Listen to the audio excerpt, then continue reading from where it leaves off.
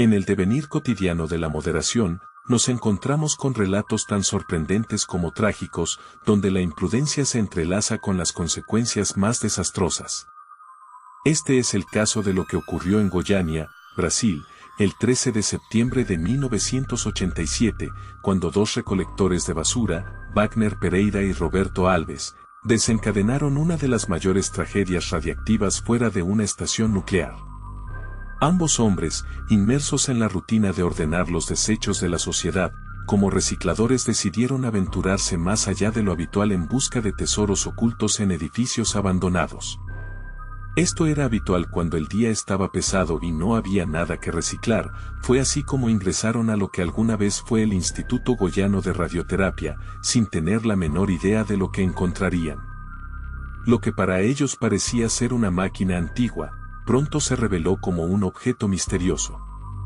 La alegría inicial al ver un resplandor azul emanando de su interior los llevó a creer que habían descubierto un tesoro, algo que los haría ricos. Sin embargo, la realidad era mucho más siniestra. Estaban sosteniendo una fuente de radiación extremadamente peligrosa.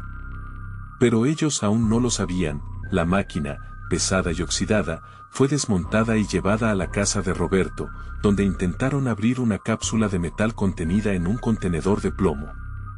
En su ignorancia, no sabían que estaban manipulando 93 gramos de cesio-137, un isótopo altamente radioactivo. Las consecuencias de sus acciones no tardaron en manifestarse. Ambos sufrieron náuseas y vómitos, pero atribuyeron sus malestares a una mera indisposición alimentaria. La cápsula, finalmente abierta, reveló una luz azul brillante que los llenó de entusiasmo. Pensando que contenía una piedra preciosa, decidieron venderla. De Bairre Ferreira, dueño de una chatarrería, adquirió el objeto sin saber que estaba comprando radiación de Cherenkov. Este, al ver la luz, pensó que había adquirido algo muy valioso y empezó a mostrarlo como un trofeo. La imprudente exhibición del artefacto ante familiares y vecinos llevó a la contaminación de varios, incluido el hermano de Ferreira, Ivo.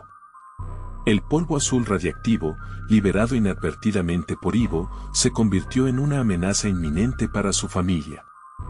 Su hija de 6 años, ingenuamente, jugó con él, llevándolo a su cuerpo y posteriormente ingiriéndolo con su comida. El resultado fue una cadena de contagios que afectó a docenas de personas. La historia alcanzó su punto culminante cuando la esposa de Ferreira, María Gabriela Ferreira, empieza a sospechar de la cápsula. Debido a que varias personas que visitaron la casa esos días comenzaron a enfermar, alrededor de una docena de personas fueron trasladadas con los mismos síntomas: diarrea, vómitos, fiebre alta y pérdida de cabello. María Gabriela intentó actuar de buena fe llevando la cápsula a una oficina de salud. Para ello tomó un bus, sin embargo, desconocía la magnitud del peligro que transportaba.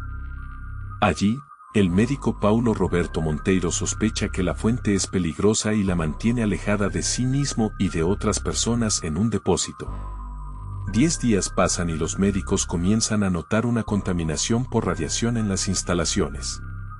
Al momento de comenzar las investigaciones descubren la bolsa de plástico llevada por Gabriela Ferreira semanas atrás y piden ayuda al físico Walter Méndez Ferreira, quien, al detectar la radiación, desencadenó una serie de eventos que llevaron a la evacuación de la oficina de salud y a la búsqueda masiva de personas contaminadas. Pregunta a los trabajadores locales de dónde venía el objeto. Sale rápidamente hacia el depósito de chatarra.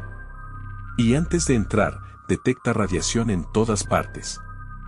Su miedo comienza a aumentar. No sabe cuánto tiempo lleva rotando este objeto por toda la ciudad.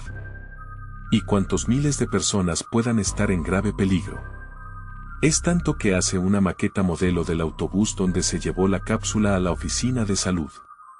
Y estimó la peor posibilidad de irradiación para un pasajero durante los 15 minutos que duró el trayecto. ¿Y cuántas personas pudieron haber estado cerca del objeto durante el viaje? El físico alerta de inmediato a las autoridades estatales y a la Comisión Brasileña de Energía Nuclear. De inmediato se comienza una campaña de búsqueda de las posibles personas contaminadas. En un estadio de fútbol de la ciudad se analizan alrededor de 110.000 personas, donde se encuentran que 249 tienen niveles significativos de material radioactivo en sus cuerpos, y otras cientos de personas con contaminaciones leves. La ciudad de Goiânia se sumió en el pánico, con miles de residentes temiendo la contaminación generalizada. La desinformación exacerbó la situación, llevando al caos y al linchamiento simbólico de los responsables. La tragedia dejó una estela de muerte y enfermedad, y marcó a los recolectores de basura, a los involucrados y a la ciudad entera con el estigma del peor accidente radiactivo fuera de una instalación nuclear. Este desastre tuvo consecuencias devastadoras para los implicados. Las primeras personas en morir el primer mes después del accidente son Lady das Neves Ferreira, la niña de 6 años que jugó directamente con el polvo brillante. María Gabriela Ferreira, debido a la exposición directa que tuvo cuando transportó en el bus el material al centro de salud de sus piernas. Su entierro estuvo lejos de ser un pacífico asunto familiar. Cuando los ataúdes llegaron al cementerio, la gente comenzó a arrojarle piedras y ladrillos, tratando de detener el entierro.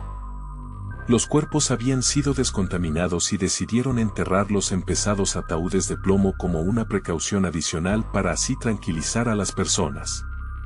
Debayle Alves Ferreira, el dueño de la chatarrería, murió 7 años después del accidente. Aunque recibió más dosis que cualquier otro individuo, su muerte no fue solo por el daño físico, sino por su inestabilidad emocional, sumida en una profunda depresión tras la pérdida de sus familiares. Increíblemente, los recolectores de basura Wagner Pereira y Roberto Alves sobrevivieron.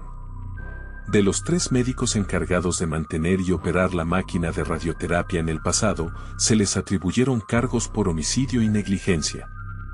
La historia de Goiânia es un recordatorio trágico de los peligros asociados con la ignorancia y la falta de conciencia ética, y destaca la importancia de la moderación y la responsabilidad en nuestras acciones diarias. Ahora dime, ¿habías escuchado esta historia?